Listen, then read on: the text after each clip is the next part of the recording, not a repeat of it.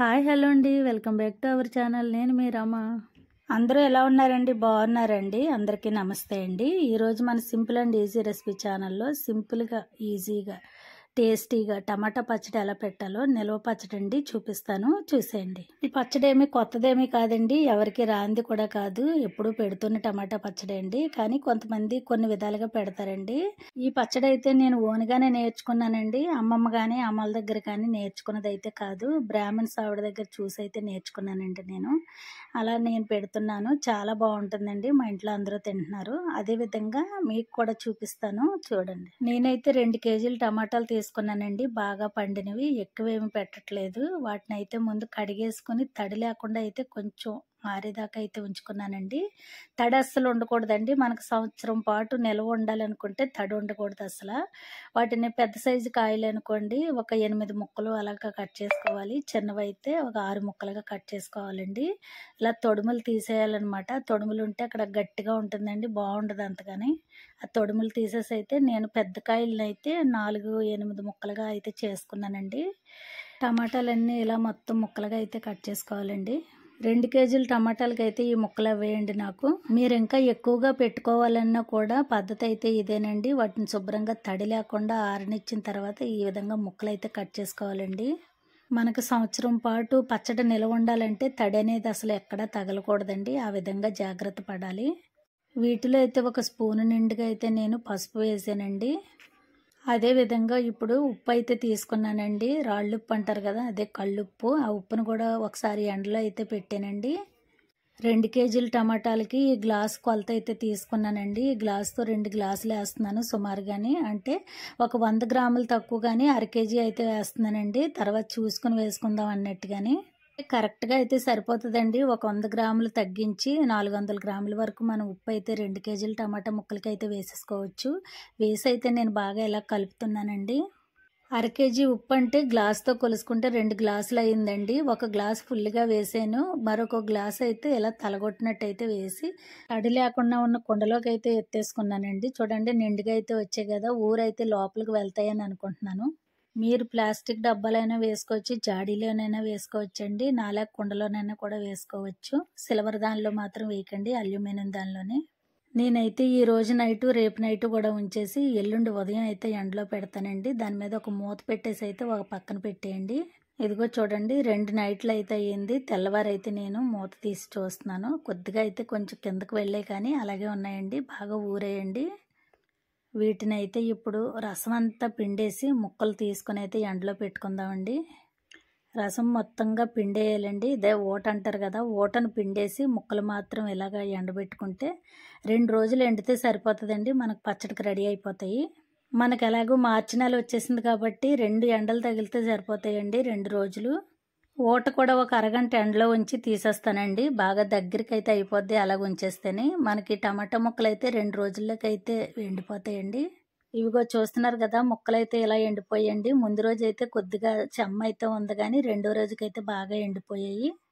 మనకి మార్చి నెలలో ఎండలు మామూలుగా ఉండవు కదండి, ఇలాంటి ఎండలో ఏవైనా కూడా ఎండిపోతాయి కదా.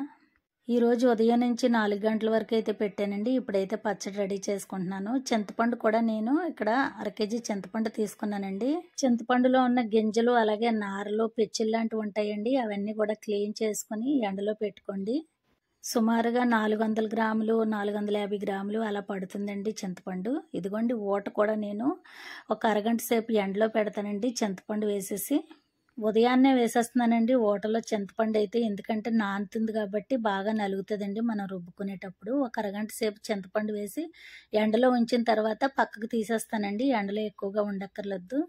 ముందు రోజు ఒక అరగంట సేపు ఎండలో ఉంచుకున్నాం కదండి, ఇప్పుడు కూడా మనం చింతపండు వేసిన తర్వాత ఒక అరగంట సేపు ఉంచి తీసేసుకుంటే సరిపోతుందండి.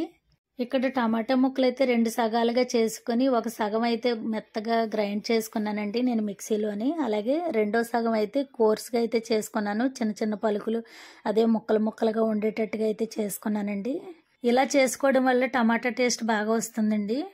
ఇప్పుడైతే గ్రైండర్లో మనం ఓట్లో ముందుగా చింతపండు నానబెట్టుకున్నాం కదండి, అదైతే వేసి బాగా మెత్తగా రుబ్బుకుందాము.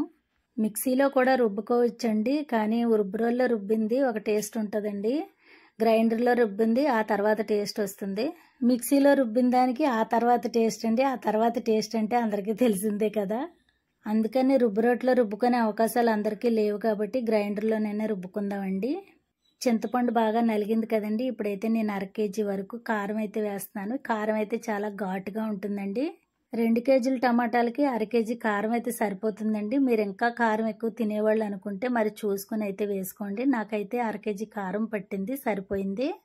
అది అలా పక్కన ఉంచుకున్న తర్వాత ఇందులోకి అయితే పొడి అయితే తయారు చేసుకుందామండి. 1 స్పూన్ నిండుగా అయితే మెంతులు వేసి మంచి వాసన వచ్చేంత వరకు వేయించుకుందాము. మెంతులు అయితే మంచి స్మెల్ వస్తూ బాగా వేగే కదండి. ఇప్పుడైతే ఆవాలు వేయించుకుందాము. స్పూన్కి కొంచెం ఎలుతుగా అయితే ఆవాలు వేసి వేయిస్తున్నాను. ఇవి కూడా వేగిన తర్వాత మనం బాగా మెత్తగా గ్రైండ్ చేసుకుందామండి రెండు కలిపి. ఈ పొడి కూడా వేసేద్దామండి. ఇప్పుడే ఇందులో బాగా కలుస్తుంది. గ్రైండర్ అయితే పట్టేస్తుందండి, తిరగట్లేదు. కొద్దిగా అయితే వేసుకోవాలండి టమాటా ముక్కలు. చింతపండు గుజ్జు అంతా కారం వేసిన తర్వాత గట్టి పడిపోవడం వల్ల గ్రైండర్ అయితే తిరగట్లేదండి అసలు. కొద్దిగా అయితే టమాటా ముక్కలు వేస్తూ రుబ్బుకుందామండి. టమాటా ముక్కలు వేసేసిన తర్వాత ఎక్కువసేపు ఏమీ రుబ్బక్కర్లేదండి. బాగా కలిసేటట్టుగా అయితే మనం రుబ్బుకున్న తర్వాత తీసేసుకోవచ్చు. ఇందులో గరిటెలు అవి పెట్టి కలిపే కన్నా చేత్తో కలుపుకుంటేనే బాగా కలుస్తుందండి. చేయి బాగా పొడిగా ఉండేటట్టు చూసుకుని చేతితో కలుపుకుంటే మొత్తం అంతా ఈవెన్గా అయితే కలుస్తుందండి. పచ్చడి మొత్తం రెడీ అయిపోయిన తర్వాత చేతులు పెట్టి తీసుకోకూడదు కానండి, మనం పచ్చడి కలుపుకునేటప్పుడు చేయి పెట్టి కలిపితేనండి అన్నీ బాగా కలుస్తాయి. టమాటా ముక్కలు కూడా బాగా కలిసి నలిగాయి కదండి. ఇప్పుడైతే తీసేసుకుందాము. ఫ్రెండ్స్ చూస్తున్నారు కదా, నేను పాటించిన విధంగా చిన్న చిన్న చిట్కాలు పాటిస్తూ పచ్చడి పెట్టుకుంటే కనుక సంవత్సరం అంతా టేస్టీగా అయితే తినేయచ్చండి. మీరు ఇంకా ఎక్కువ క్వాంటిటీలో టమాటాలు తీసుకున్నా సరే ఇయ్యే కొలతలు పాటిస్తే చాలా బాగుంటుందండి. ఉప్పు కారాలు సరిపోయే లేదో ఒకసారి టేస్ట్ అయితే చేసేద్దామండి. నోరు ఊరుతుందండి. నాకైతే కరెక్ట్గా సరిపోయాయండి. ఉప్పు కానీ కారం కానీ ఏది తక్కువ రాలేదండి. పర్ఫెక్ట్గా అయితే సరిపోయింది.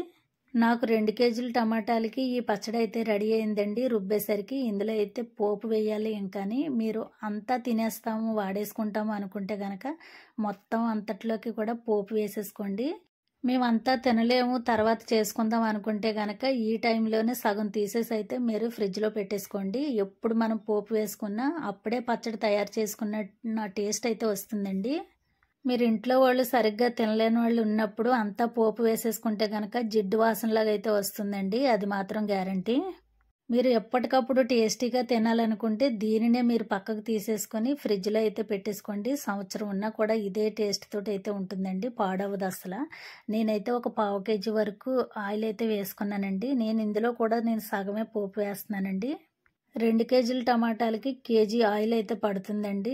నేనైతే తీసుకున్న పచ్చడి చూసారు కదా, ఆ పచ్చడికి అయితే 1/2 కేజీ వరకు ఆయిల్ అయితే వేసానండి. అందులో 1 స్పూన్ మెంతులు, జీలకర్ర, అలాగే ఆవాలు వేసాను. కొద్దిగా వెల్లుల్లిపాయలు అయితే పొట్టు తీసేసి వేసానండి. 2-3 పచ్చిమిర్చిలు వేసాను. అలాగే గుప్పుడు వరకు కరివేపాకు అయితే వేసి పోపు అయితే బాగా వేయించుకుంటున్నానండి. ఇందులో మినపప్పు, శనగపప్పు కూడా వేస్తారండి. ఆ టేస్ట్ అయితే నాకు నచ్చదు, నేను వేయట్లేదు. మీకు ఇష్టమైతే కనుక వేసుకోండి. ఇంగు టేస్ట్ ఇష్టపడే వాళ్ళు ఈ టైంలో ఇంగ వేసేసి పోపునైతే పచ్చట్లో వేసేసి కలిపేసుకోండి. చూడండి, నేను ఏమాత్రం పచ్చళ్ళలోనైతే పోపు వేస్తున్నాను. ఇది అయిపోయిన తర్వాత మళ్ళీ ఇదే విధంగా తీసుకొని పచ్చడి పోపు వేసుకుని కలుపుకుంటే ఈరోజు పెట్టుకున్న టేస్టే వస్తుందండి. ఇలా చేసుకోండి. పచ్చడి ఎప్పుడైనా కూడా చాలా టేస్ట్గా ఉంటుందండి.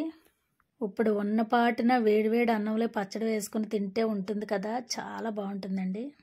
ఓకే ఫ్రెండ్స్, చూశారు కదా, ఈ విధంగా అయితే మీరు టమాటా పచ్చడి టమాటా సీజన్లో అయితే రెడీ చేసేసుకోండి. పోపు వేసిన పచ్చడి అయితే ఈ బౌల్లోకి అయితే తీసేస్తున్నానండి. నేను బయటను ఉంచుకున్నా సరే 1 మంత్ వరకు అయితే చాలా బాగుంటుందండి. మీరు ఇంకా ఎక్కువ ఉన్నది అనుకుంటే ఫ్రిడ్జ్లో పెట్టేసుకోండి. ఓకే ఫ్రెండ్స్, టేస్టీగా ఈజీగా సింపుల్గా టమాటా నిల్వ పచ్చడి ఎలా పెట్టాలో చూశారు కదండి. ఇవన్నీ పాటిస్తూ మీరు కూడా ట్రై చేసేసి టేస్ట్ ఎలాగొచ్చింది అన్నది నాకు కామెంట్ అయితే చేయండి. ఫ్రెండ్స్, పచ్చడి నచ్చిందండి అయితే సబ్స్క్రైబ్ చేసుకుని సపోర్ట్ చేసి లైక్ చేయండి. మీరు సపోర్ట్ చేయడం వల్ల నాకు తెలిసిన ఇలాంటి చిన్న చిన్న పచ్చళ్ళు అవి పెడుతూ ఉంటానండి. ఓకే ఫ్రెండ్స్, మరొక సింపుల్ అండ్ ఈజీ టేస్టీ రెసిపీతో మళ్ళీ కలుస్తానండి. అంతవరకు బాయ్ అండి.